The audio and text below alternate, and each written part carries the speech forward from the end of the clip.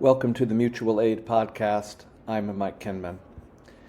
In mid-2024, as it became clear my time at my last job was coming to an end, I was talking with a dear friend, the Reverend Traci Blackmon, and Traci gave me an important word of warning and counsel. She said to not be surprised if I went through a crisis of identity over the next several months. It's natural, she said. Your whole adult life, your job has been part of your identity, and now you won't have that. It's not unusual. People go through it all the time, whether through voluntary retirement or involuntary job loss, and it can be hard. I had no idea how hard. Over the next 7 months, I lost my job, I left my marriage, and I spent the next year living in spare bedrooms of wonderful friends in Culver City, Tucson, and Marin County. And I realized how much of my sense, not just of self, but of worth, had been tied up in those identities. I still had some important identities left. I was still a father, a friend, even a priest, though even those relationships and identities were undergoing some significant shifts. And, thanks to a wonderful community of friends and the gift of time, what could have been, and frankly sometimes felt like, a tremendous crisis of meaning, purpose, and identity, ended up being a wonderful opportunity to learn from the past 30 years of my life and begin the process of being remade and getting back to the core identity that for 3 years I had been telling other people, but had struggled with believing myself, that I was a child of God, beautiful, powerful, and good. And that was the only worth I would ever need. One of the friends who helped me and is still helping me through this time is my guest today. His name is Jeff Koziatek.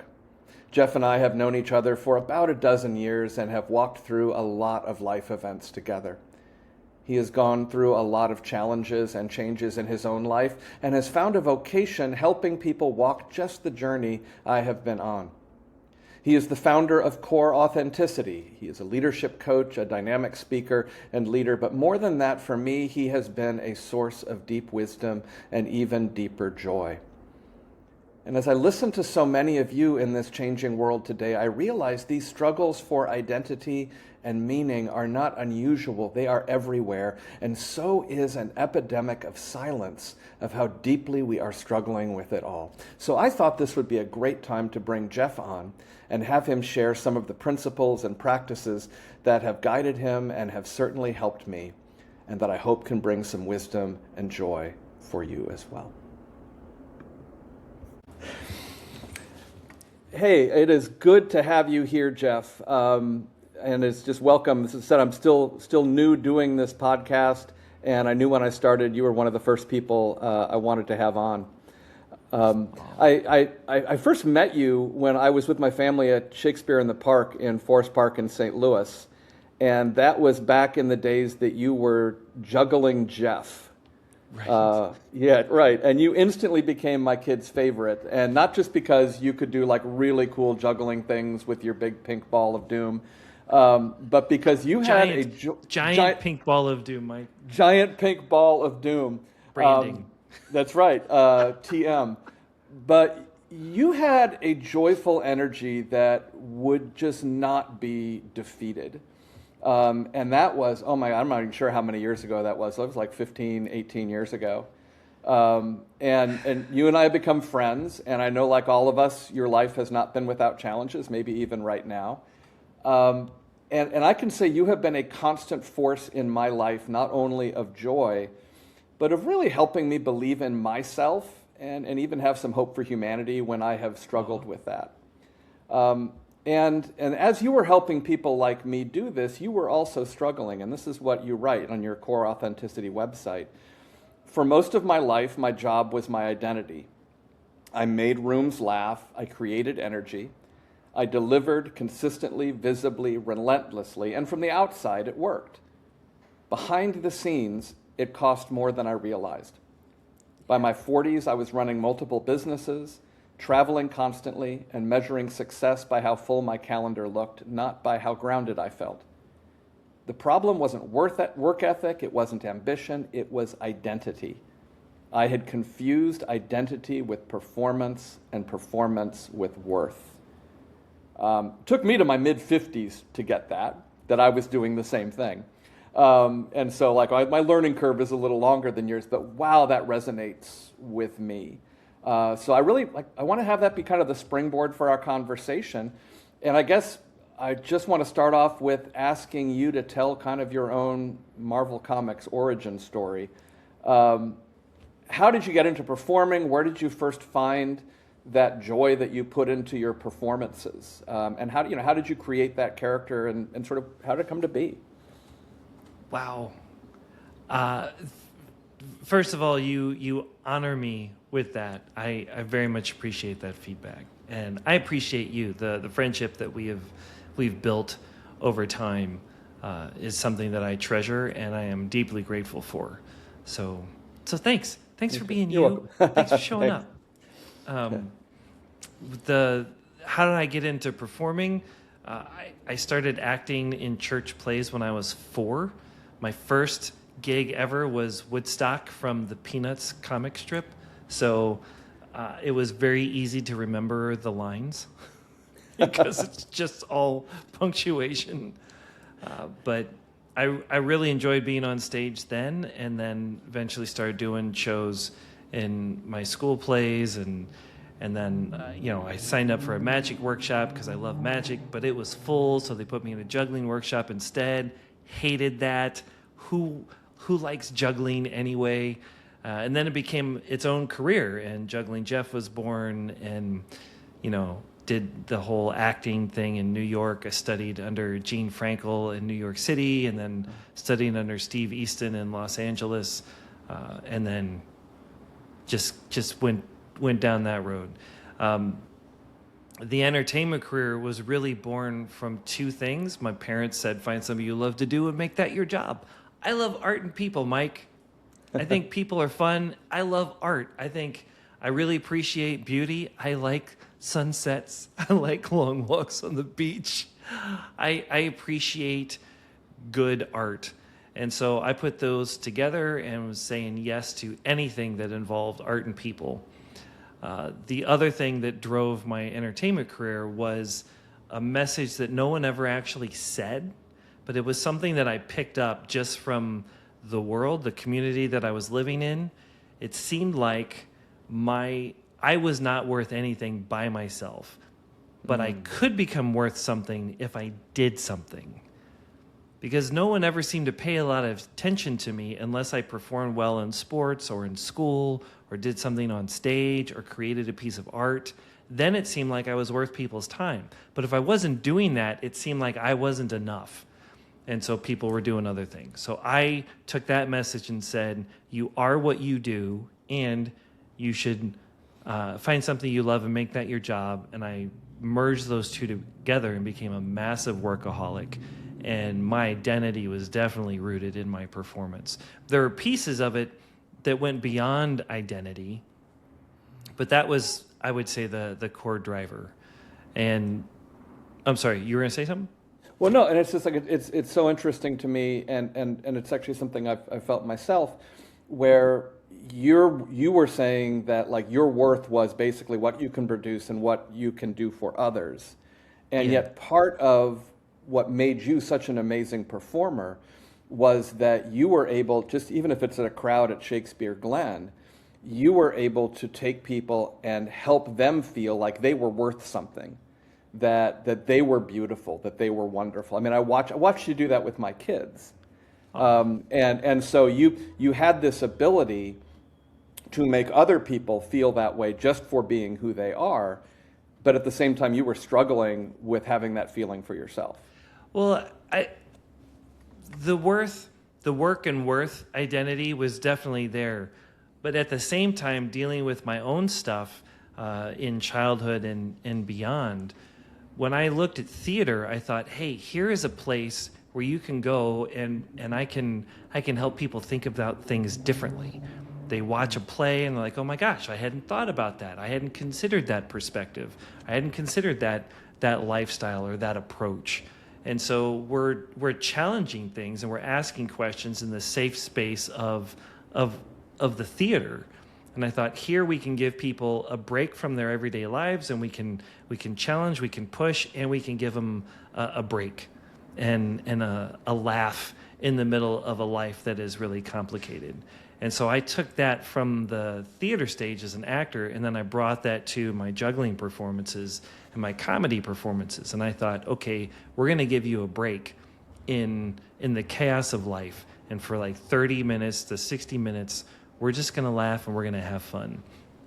And I think by the time that you and I crossed paths out at the Shakespeare Festival, I had already had a conversation with my friend Bruce Divig. And Bruce is a magician, and very early on in my career, he said, Jeff, it's not about being the best magician. It's not about being the best juggler, the actor, best architect, best fill in the blank. He said, it's about showing up to give and receive with the audience. That's it. And so I took that message along with what my first coach said. Jeff Arthur said, look, man, people, you get all up in your head and you want to deliver the most perfect show ever, but the audience is there to have a good time. So let's focus not on yourself, but let's focus on the audience and creating that experience for them. And then if I'm leaning in to learn from you, the audience member, then it changes how I show up. It's not, watch me do this amazing thing. Now I'm showing up with curiosity about you. I'm leaning into you. And the whole focus is to create this space where you can breathe and relax. So everything shifted away from the primary objective being entertainment, the primary objective being this particular message. Now the primary objective was to create a safe space for you to drop the mask you wear every day to survive and have a genuine, authentic laugh next to a total stranger. Now you use that word mask, and one of the first things that you and I did together was partner on a short film called Mask. That was awesome. So talk about that, and talk about, I mean, were there pieces of that were autobiographical for you? Well, we'll talk about the film first, so people know what we're talking about. Yes and no. So the film, back in 2009, I came up with these 150 short film ideas, and then we picked one. I picked one, and that was the Mask series. And it was originally one film, but then I was encouraged to break it up into 3 pieces. Right. And so the whole film series is about how we handle pain. And the first part is denial. Do we deny what we're feeling? The second part is bondage. Do we start to identify by our circumstances, by the pain and suffering that we're in? Or the third one, do we find freedom and recognize that the pain that we're feeling is an experience but not an identity? And then we have another option of how we show up. And so the first film we shot at Christ Church Cathedral right here in St. Louis, a beautiful building. And it was total, I mean, was it planned? Was it coincidental? The fact that you and I connected again shortly before filming of that, and you and the church graciously opened up and we were able to film there. Oh my gosh, that was amazing. What's really amazing, side story about that film, is I was looking for funding to shoot all these films, and I couldn't find it. So I finally said, you know what? I'm going to pick this one. I'm going to put it on the credit card with my wife's permission, and we're just going to go run. And then I stepped out in faith to create this thing that would ask people questions and challenge how they look at pain. And I think at the end of the day, because of the church's donation and because of the staff's donation of equipment and time, and the parking garage's donation, and the food donation, and the mask donation, and the actors' donations, it cost me about $597. and then the crazy thing was, my friend Ed wrote me a check for $100 because he wanted to support the film. And then I was doing a separate legacy film for a friend of mine who was struggling with cancer at the time.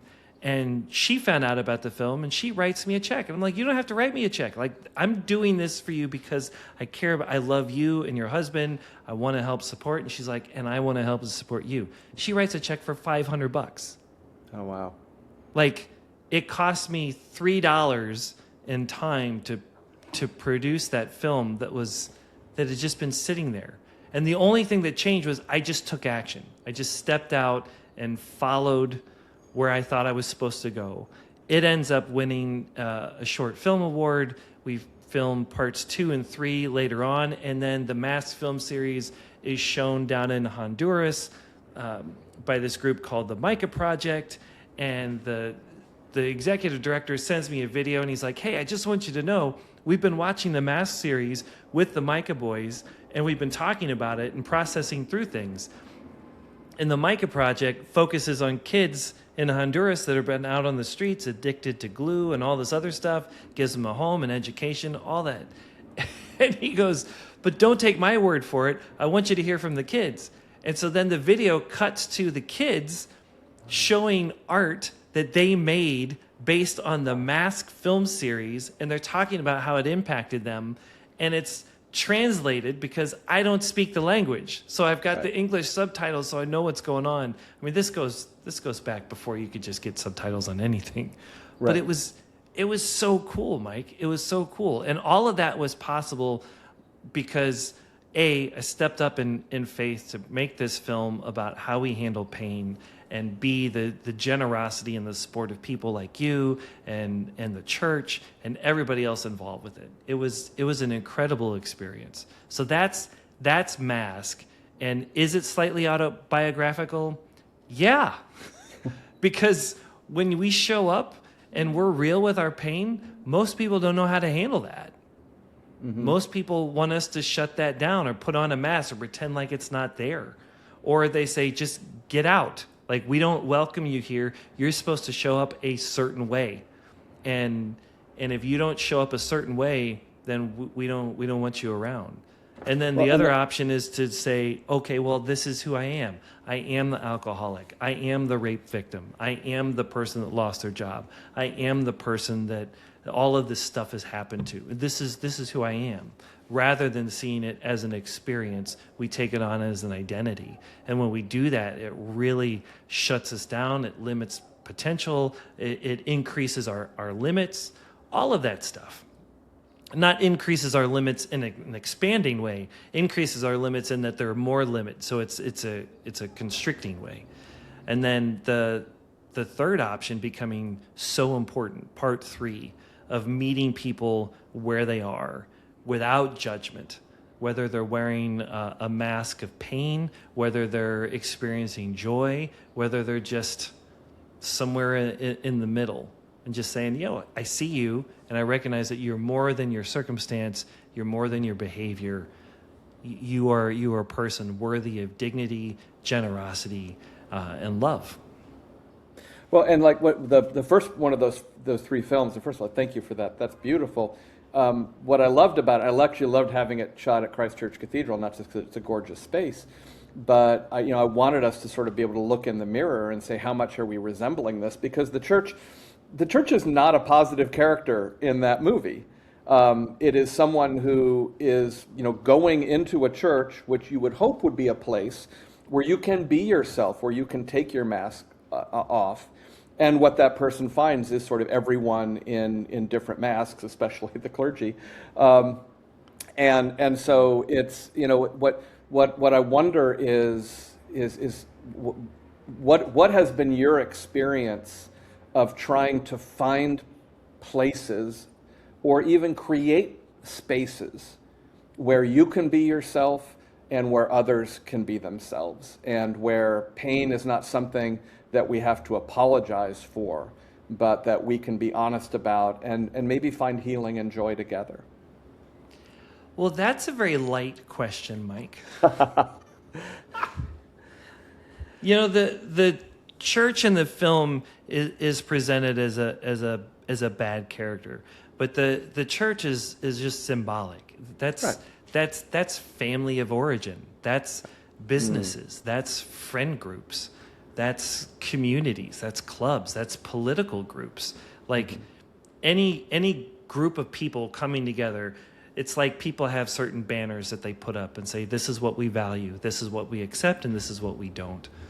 And in my experience, if we're not first accepting ourselves, if we're not able to forgive ourselves for what we do or what we didn't do, and if we're able to love ourselves in the moment, then we can then offer that to other people. And when we do that, that's when we offer the safety. And that's when we have safety, then we can be raw and authentic, like our core authentic self. So in my coaching, it's all about helping people stand on a foundation of intrinsic worth, recognizing that worth and value are two separate things. You can bring value to your relationships, you can bring value to work, and you also have worth as an individual that never, ever changes. The value you bring to others and to your job will change over time and even changes in a day. But the worth that you have as a human being that makes you worthy of dignity and generosity and love, like that never changes. So on a scale of 0 to 10, it is a 10 all the time. And so when we can see that in ourselves, we can see that in other people. And then when we do that, that's when we offer that safety for people to show up. If we don't, then we tend to attach our worth to our work, to what we do, or to what we have, or to who we know. And when we do that, we show up with a judgment stick, and then we're starting to tell people, you can't be this, you can't fully be you, you need to quiet that, you're too much. Right. Too much muchness, bring that down. Or you're not enough, bring it up. Yep. Or you're too much and you're not enough at the same time. And things get really complicated. And then, yes, they do. Right? And then that totally goes back to the pain and the joy that we were talking about at the beginning of this, because we start to tell people, okay, you can't have pain, you can only experience joy. Even if it's fake, right. You just got to be that. Or, yeah, this is really bad, you cannot also experience joy. Right. And so now we give people this either or option, and then we have everybody tie it to something outside of themselves. That your pain and your joy comes from external stuff, your work, your property, your appearance, your circumstance, your relationships. And then that's when we get stuck. And then when we look at our parents or whoever raised us, or we look at our political structure, or we look at our church institutions, or our community, or our job, we cannot hold both at the same time. And when we can't hold both and recognize that there's good and there's bad, and that they don't cancel each other out, but they're both there and they coexist, then we say, well, you can only pick one. Then we end up really blind to what's really going on, and then it's difficult to experience joy, experience happiness in any situation. What do you think drives those systems that put us in that sort of either or binary? Can you talk more about that? Well, you said we get into these places where you've got to be the exact specific thing. You're either too much or too little. I feel like it's almost like a producer adjusting the sound levels on somebody. And then you said, well, you have to be either this or that. You can't just be authentically who you are. And we have these systems. They can be family of origin systems. They can be employment systems. They can be community systems. Right. Systems don't exist in a certain way unless it's working for somebody. What is your experience of what's driving those systems to put up barriers from us being our core authentic selves? I think it all comes down to worth, Mike. Yeah? Say more. It's worth. Some people use the word identity, some people use the word significance. I use the word worth, and I think when we find our worth in something outside of ourselves, whether it's performance, property, appearance, circumstance, or relationships, then it automatically puts us in this scarcity mindset that we are not enough, that there's not enough here, so we have to go get it.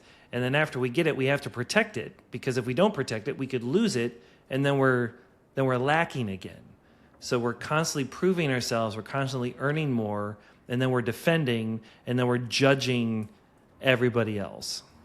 And this constant competition and comparison mindset then leads to control. And we're either going to control everything, or we're just going to let it go and it is what it is. Most people fall into super control moment where we're going to tell people what to do. We're going to tell people what to feel and what not to feel, what to do, what not to do.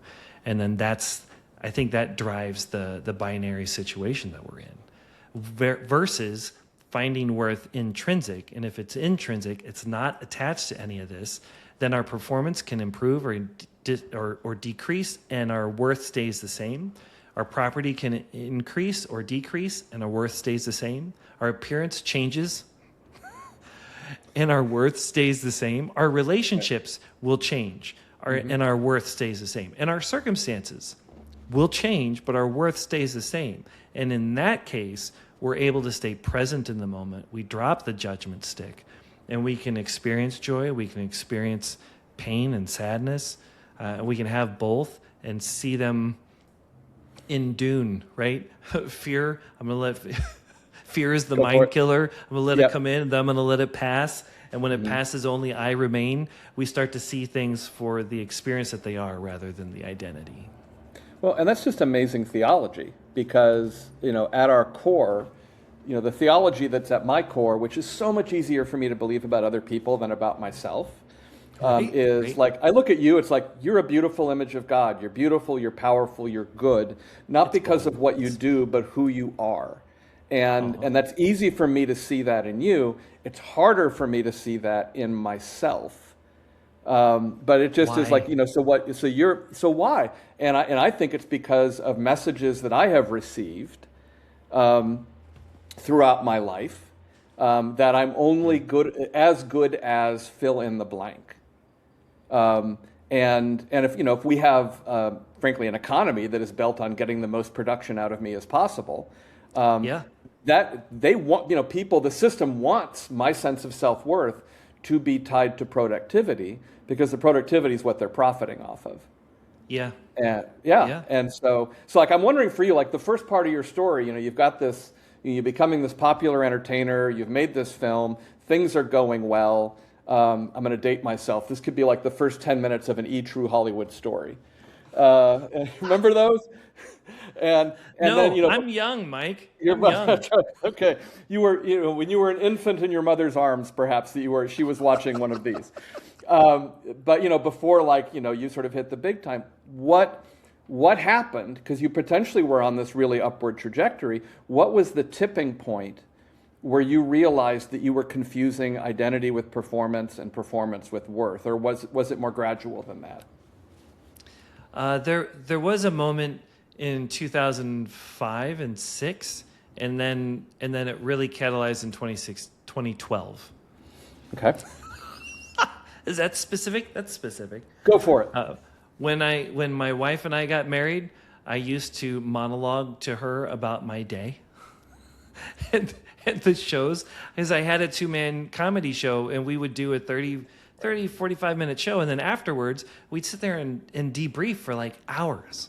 This worked. This didn't work. We could make this better. Did you notice this in the audience? And so, we really dissected the show, and the next time we did the show, we instituted the changes, and we just kept leveling up. So when I got married, I thought, I have a new partner. I just did this 30-minute show, babe. Let me talk to you about it for 3 hours. Wow. Yeah, and you're she still just married. glazed over. It was bad. It was really bad. Mm-hmm. And so I did not understand that because I was used to people welcoming me into spaces based on what I could do.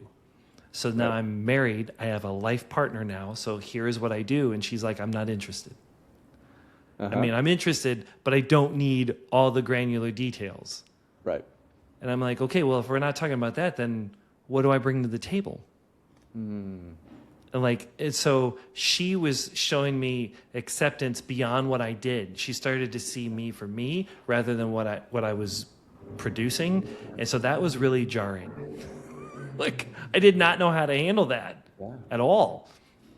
And so that was the first thing that started going, wait a minute, it was like a crack in the veneer. I'm like, it's not all smooth. There's something going on here. And I could see through the crack, there's something underneath. And then in 2012, I was working on Focus. because I had shut down my old entertainment company and given all our clients to my previous business partner. And then I was building a photography business, a video business, and a performing business. And there's only so many hours in the day, Mike. And it was not working out so well. And everybody said, you got to focus. And I didn't know how to find focus. If you are what you do, how do you stop doing what you love? It was like cutting off an arm. And then I met Jeff Arthur. We were doing a radio interview, promoting some upcoming event. And in between takes, off air, he's like, I can help you with your focus. And we got together, and then I started sharing with him things that I was doing, some behavior that was not necessarily helpful or appropriate or healthy. And he was like, okay, well, you want to get together again next week? And I was like, no, wait, didn't you hear what I just said? I'm doing this really bad stuff, and I'm also doing all this other stuff. And he's like, yeah. And do you want to get together next week? I'm like, no, I'm this really bad person. I've done all this stuff. And I have to prove that I'm better by doing all this other stuff. And he's like, and do you want to get together next week? Right. Like his acceptance and his ability to say, Jeff, what you do comes from you, but it doesn't define you. You're more than your actions. You're more than what has happened to you. Like, it was so... I had not experienced anything like that before. Because everything else was, you are what you do. Your actions define who you are. A man is defined by his actions. And I'm like, wait, you're telling me that I'm not? You're telling me that there's more here? Oh my gosh, Mike. That was the start of something totally different. He was like, no, you have worth and you have significance just because you're alive. Like, and that does not go away. And you cannot increase that. You cannot decrease it. You cannot lose it. It cannot be stolen. It's there. And that's when I started listening to Oh Holy Night from a completely different perspective. In Oh Holy Night, it says, there's a line where it says, when the soul felt its worth. And I'm like, and then it says, there's a thrill of hope. A weary world rejoices. And I'm like, what? No. Yes. I feel that thrill. And I feel the hope. And I am excited. And yeah, I was weary. And this is something totally different. And then it's like in yonder breaks a new and glorious morn. Like I was like, that's it. Oh no, and it's like, so like, thank you. And it's like I'm getting chills. I will never hear that hymn the same way again. Probably you just preached my next Christmas sermon. You heard it right here, folks. I heard it right there. Well, and what one of the things that jumps out at me is for you, and I will say, like, in some ways you have been this person for me. When it became clear my last job was ending, I was talking to my friend Traci Blackmon, and she said, one of the things that you will probably struggle with is for your entire adult life, your job has been your identity. And now you won't have the job, and who are you? And then, my marriage ended on top of that, and so all these identities that I had that I had sort of, okay, my worth is because of these, they, like, within a 7-month period, disappeared. Yeah. And you and a couple other people were able to say to me, actually, that was never what your worth was about. No. Your worth is about who you are, in faith language, who God made you and is continuing to create you as. But it took for me, like, if I'd just been sitting alone in my room, trying to sort of, that would have been sort of like a really ineffective self-help mantra of just like, I'm worth it. It's like that, and it wouldn't have, I needed someone I trusted to create that space and to help me see myself the way I was so used to helping other people see themselves. And it sounds like that was sort of the same thing for you. A, is that true? And B, is that what kind of led you into this work of, hey, I want to do this for other people? Yes, and yes. Okay. Say more. Or we can end it right there. That's fine. Yeah, next question. No, go ahead. Say more about that. Yeah. Well, I mean, what I was mentioning earlier, like people usually go outside of themselves for their worth and significance and their identity. Right. And there's 5 places they go. Mm-hmm. Performance, our work, or how we show up, what we know, our property, what we own, our appearance, what we look like physically, what we look like online, what we look like when we go to events and churches and restaurants and things like that, our relationships, who we know, how we know them, or the groups that we associate with. I am part of this political party, this HOA, this right. community group, like you name it, or in our circumstances. I am significant because I've gone through all of this stuff, or I will never be significant because I've gone through all of this stuff. Like we're always, it's so tempting to go outside of ourselves for that. And as you listed the things that you've experienced and the things that I've experienced, they're all external. And when we tie ourselves to that, where does change happen, Mike?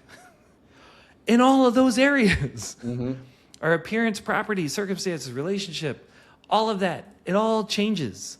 And if we anchor who we are to something that's going to change, we are screwed. Because, I mean, we're always going to be off kilter. We're not going to be able to stand in the middle of the storm. We're not going to be able to show up in the middle of all the great stuff that's going on and really experience it and be present in the moment for the joy even in the storm, because we're going to be so off kilter. And so shifting to that is huge. In 2020, when COVID came along, it erased a large part of my business, which was at that time performance and speaking. And this old pattern, this old belief that I am what I do, came roaring to the surface. It was like, Jeff, you thought you were diversified. Kids, adults, early childhood centers, nightclubs, corporate events. I was like, I'm good, but they're all large groups of people. So we're just going to erase that. We're not going to tell you when it's going to come back. I was in panic mode, and the old belief that said I am what I do was just like screaming, you are not enough. You're not enough. It's not there. And I needed a reminder of where my worth comes from, and a reminder that what I do changes over time, but my why and my how do not. That those are solid, that who I am does not, that my worth does not. All of that is constant. And so it's not like a switch that we flip and forget about. It takes consistency. It takes, as I say in my keynotes, repetition, repetition, repetition. It's why I wrote my books, so that, like this book right here, Blueprint for Value, it's upside down, excellent, backwards. But that's right. That's 52 habits so that we can discover and strengthen our personal worth. The actual worth doesn't change, but our perception of it can go up and down. And so we need to make sure that the perception matches the reality. So that's the first part. But the second part, why I do this, as an entertainer, I was able to cross a lot of social boundaries. When you do 5,000 presentations all across the country for, like I said, early childhood centers and farm co-ops and first birthdays in Hindu temples and bar mitzvahs and VBS programs and corporate events, like you start to see stuff. And there was a pattern that I saw in the audience. And the pattern was everybody else is wrestling with the same stuff I'm wrestling with. 2 questions. What is my worth and where does it come from? And when we answer those questions with my worth is anything less than a 10, and it's anchored to something outside of myself, it negatively impacts our relationships, our productivity. It negatively impacts our ability to experience joy and happiness. All of this stuff. It can lead to health challenges, you name it. So I thought, well, this gift that I got from Jeff Arthur in 2012 had a significant impact on my marriage, on my parenting, and on my general quality of life. Maybe I can help people beyond just a 30-minute break. Maybe I could actually give them tools so they could live in that space longer than a show. And so I started to speak and do keynotes based on that. Like, here's some tools. And then it's like a do it yourself. Right? What is like, so what, like, because I'm listening to this and I'm like, I know you and we've had this conversation, but if I'm listening to this and meeting you for the first time, I'm thinking, wow, this sounds fantastic. How in the world do I do this? That sounds great. What are some of these tools? Well, you'll have to buy my book first. Kind of teed you up there. Give us a sneak peek. What are some of the what are some of the tools? How is this sustainable? And how did it work for you? Well, I mean, the cornerstone is worth, and starting to separate those two things.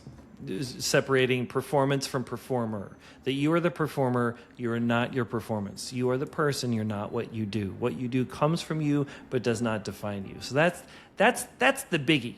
I mean, fundamentally, if people are looking to experience more happiness and joy, if we are stuck in a cycle where our circumstances is overwhelming, a lot of people don't want to look at the news. They're like, it's too much.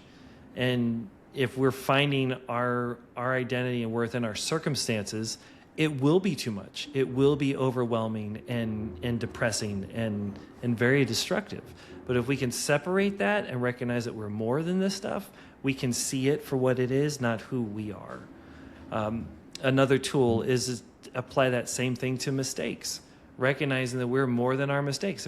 If our performance doesn't define us, then we can make a mistake. We can do something wrong and not be destroyed by it. We can actually take an honest look at what happened, how we got here and where we are, and not be destroyed.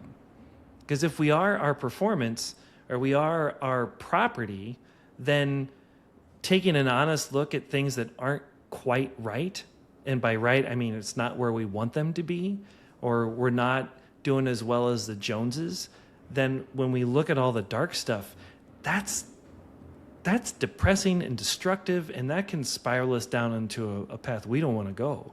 So there's a tendency to ignore all of that. Let's just look at the positives. Just focus on the positives and forget about all the other stuff. So shifting to that cornerstone of worth allows us to do that. Another big tool is values. Most people don't know what they value. And by values, I mean these are the non-negotiables. These are the things that matter the most to us. Everybody's got one. Everybody has values, whether they know them or not. And what's really interesting is that when we make decisions that align with our values, it feels really good. Really good. And when we make decisions that don't align, that's when we usually end up like second guessing everything. There's massive self-doubt. And if we don't know our values before we make a decision, it's like rolling the dice. So a big step is to just identify what our values are. And values, Mike, they're not right or wrong. They're not good. They're not bad. They're like your favorite color. They just are. And it's okay that you have a set of values that are different than mine. That's okay. It's okay. Is it okay, Mike? Yes, it's okay. Yeah. It's Yes, okay. it's totally okay. What's not okay is getting into a relationship with somebody where our values are very, very different. It's not okay when we hire somebody to work in our organization that does not share at least half. I have people identify 4 values, 4 personal values, 4 professional, and 4 relational, right? And the relational and the professional, they all fit underneath the personal values. That's a whole other conversation. But we'll take the professional values for a second. If you hire somebody that does not share at least 2 of those, you're going to have conflict. And this isn't about judgment. This isn't about my values are more important than your values. It's simply saying, hey, the 4 things that you need, your non-negotiables, don't match up with mine. And this organization is meeting these values. So it's not going to meet what you need. And that's okay. We just need to find a better fit for you and your values. That's it. It's not a judgment. It's about finding a spot where you're gonna thrive and fit really good. So knowing what the values are and then clarifying what they mean for you. Because sometimes people will take a moment to identify their values and they're like, yep, I did the exercise. Next. Or an organization will say, yeah, here are 25 values. And we put them up on the wall in gold calligraphy. It's very nice. You should see it. Right? But they don't actually know what they are. So identifying 4 values makes it really easy to remember, and then identifying what those mean. So for me, my 4 guiding values are courage, belonging, excellence, and hope. And so because I value courage, I'm going to lean in and do the difficult stuff. I am going to have the difficult conversation. And when I avoid it or when I make a mistake, I'm going to turn around and re-engage. And that is also tied to my hope value. I'm not going to give up. I'm just not. And then you've got the value of belonging. I want everybody to have a seat at the table, a voice at the table, a vote at the table. I want people to be included. And if somebody's sitting off on the side, I'm probably going to go over to them and then bring them in. Or I'm just going to sit over there with them. And I want other people to treat me the same way, right? So knowing what our values are and what they mean in terms of actions and attitude give us a playbook. And then when we walk through that playbook, the more times we do that, the more we make decisions that align with our values, that leads to or that generates more confidence. And so those are a couple things. No, that's great. And for me, the 4 values, which really I felt were almost gifted to me in a moment, are humility, integrity, discipline, and joy.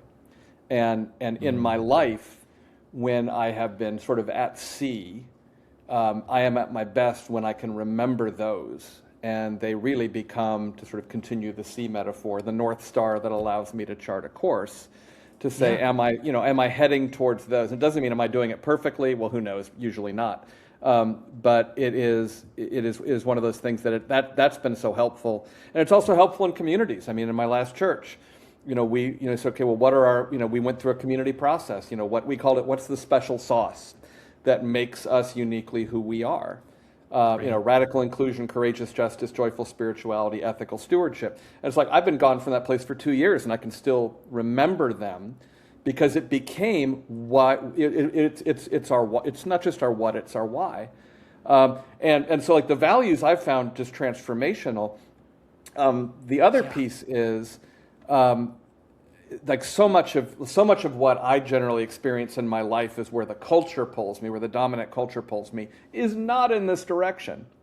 And so whenever I'm trying to do something countercultural, my experience is when I'm just trying to do it myself through my own force of will, I really struggle and I fail a lot. If I have at least one partner, and ideally, more like a community, like I have a colleague group of, there's 9 of us and we've been together for more than 20 years. And that's an incredible group that sort of helps keep reminding me of who I am. And so can you talk about how much of this can we sustain on our own and how much of it do we need partners and communities for? We need partners and communities.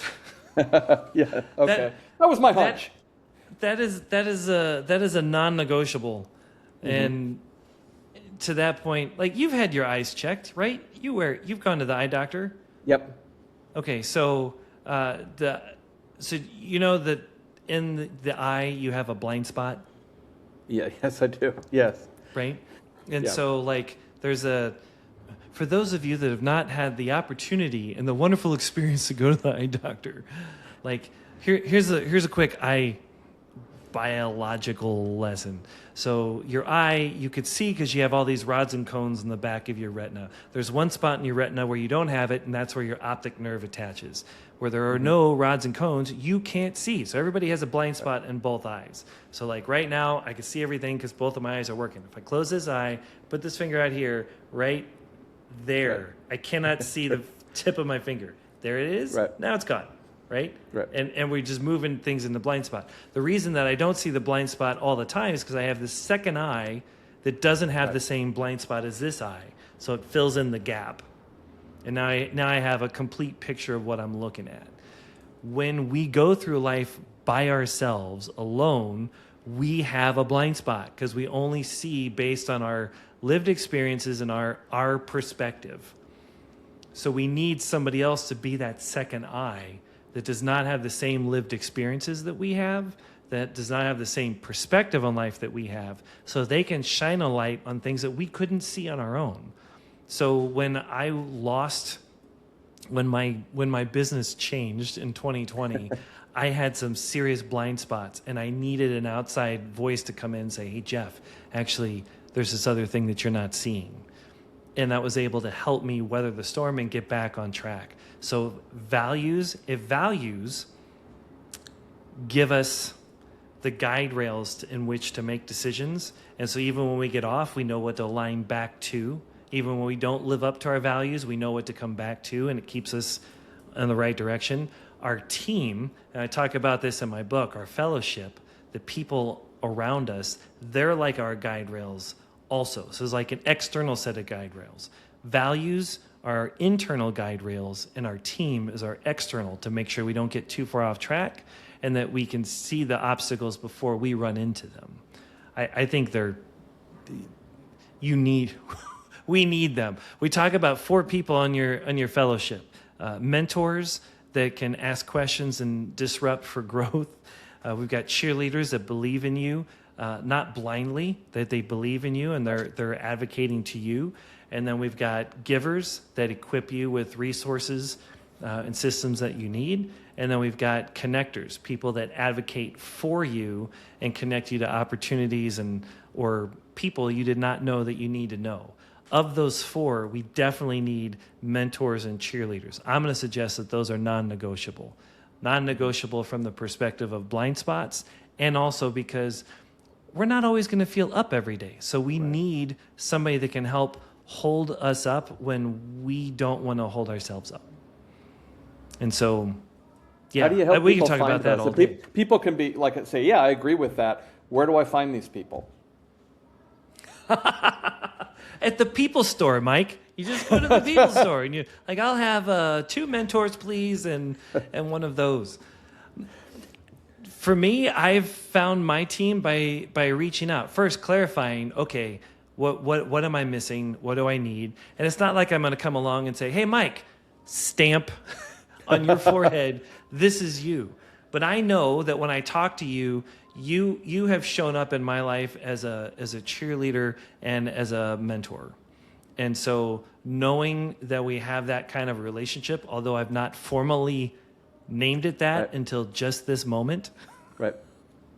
Like, that's how I see you. And so I know that when I'm down, I can call you. I know that when I'm missing something, I can call you.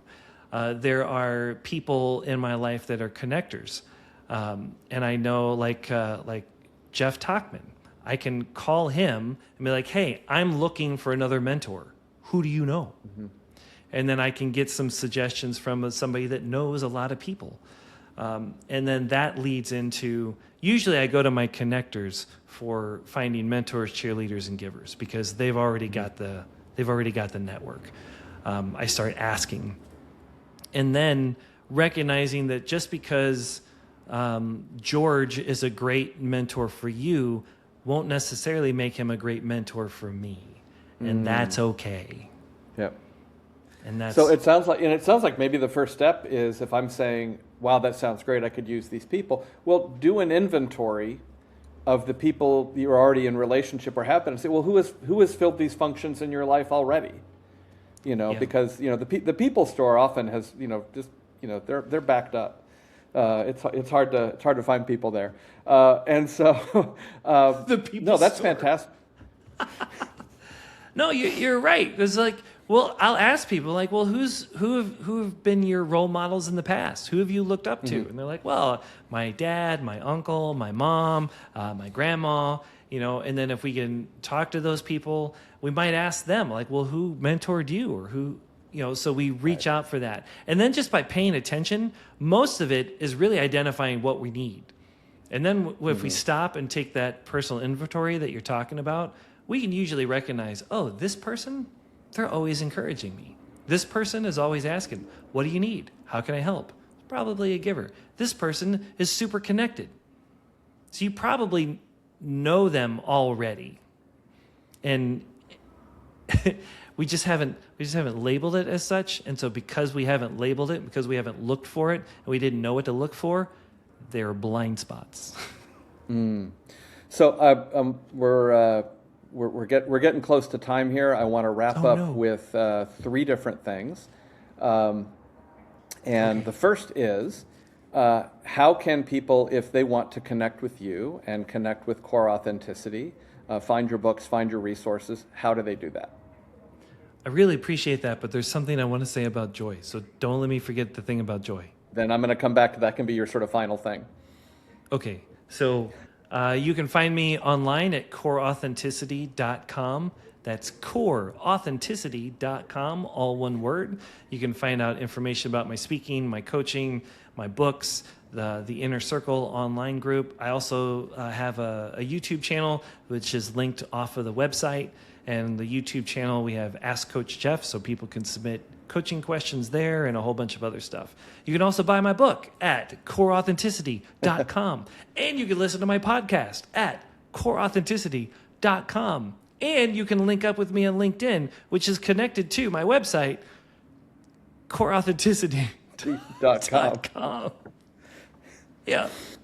So that's great. So the second thing is, what is bringing you sort of joy in life in right now? It could be like something you're reading, something you're listening to, something you're watching, an activity. Just like what is bringing sort of sustaining joy and life to you right now? Our backyard. Yeah. My wife has done an amazing job of planting flowers and has created this whole ecosystem back there. So now we got a bird bath, we've got stuff for the squirrels. It's this oasis. After she came through her cancer journey back in 2022, and we did all the traveling in 23, like we really created a space for us to go and just be and experience nature and just it's our oasis. So we've got that, and then we have 2 raised beds for vegetables and fruits. So we get 2 raised bed garden, 2 raised garden. You know what I'm saying? Yeah, I understand. That thing. So out there is bringing me a lot of joy. Always shooting photography fills me up, and then spending time with my kids and spending time with my wife. I play tennis or frisbee with my son, and we go for runs. I love running. Running's been great. Wow, and time with other people. Whiskey and coffee with friends. There we go. Next time I'm in town. Heck yeah. And then finally, what would your final word be? And maybe it's about joy, and it can be joy plus something else, or what do you want to leave us with? Joy and happiness is a choice. And most people give that choice away. We give it away to our circumstance. We give it away to other people. And just the reminder that is a choice we get to make. I love what William Shakespeare said in Hamlet. There is nothing good nor bad except our thinking that makes it so. We decide whether something is good or bad. That's a choice. My wife getting breast cancer and going through the surgery and going through the chemo treatment, all that stuff, that was bad. On the other hand, the next year, we did a cruise in Greece. We were able to take the kids to Disney and Universal. We did a ton of travel, and we spent a lot of time together. That's good. Might not have happened if we hadn't gone through the other stuff, which was bad. Now we have this amazing garden in the back, which is good. That's a choice. My son's car broke down on the highway Memorial Day last week, a couple weeks ago. Mm-hmm. That's bad. On the other hand, it was an opportunity for him to learn how insurance works and what to do when the car breaks down, because I was 15 minutes behind him. So next thing you know, I'm on the street with him talking about what's going on, looking at the car. And I had my dog and my other son in my car. That's bad. But my in-laws were 15 minutes behind us. So they were able to pull over, take my dog and my kid home. That's good. Now the car's not turning over at all. The engine's locked up. That's bad. But because we had it towed to the Kia dealership and they looked at stuff, turns out Kia's got a warranty for this particular problem. He gets a completely rebuilt engine for free. That's good. Like, it's just a choice. And we can either let other people make that for us, we can let our circumstances make that for us, or we can choose to make it for ourselves. And, you know, we can't choose what happens to us all the time, but we do get to choose how we respond. And so choosing joy, looking for those little moments, and I stand in a lot of gratitude. I wash my brain with that every day, getting out in nature. Like, I'm choosing to make that a priority for me, and I am choosing to remind myself every day that I get to make that choice. What do I want to choose? What do you want to choose today? Amen. Thank you so much, Jeff. Thank you for being with us here on Mutual Aid. That website again, coreauthenticity.com. Coreauthenticity.com. Thank you, and thank you for being just such an amazing friend and inspiration in my life. It is nothing but mutuality, my friend. Ditto, ditto, ditto. Thank you. Okay. Thank you.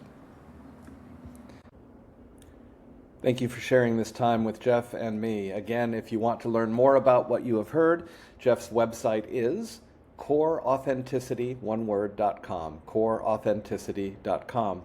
Also, if you want to watch Mask, the trilogy of short films we talked about, the link to that is free on YouTube, and it's in the show notes. Also in the show notes is a rare video of the Juggling Jeff show from when he came to All Saints Episcopal Church in Pasadena for our Joy Sunday in 2018. If you like this podcast, please give it a good rating, share it with your friends. As always, if you have ideas of people you'd like to hear from or topics you'd like me to cover, just email me at mkinman@gmail.com. Until next time, keep listening to each other, caring for each other, and loving each other and yourself. Bye.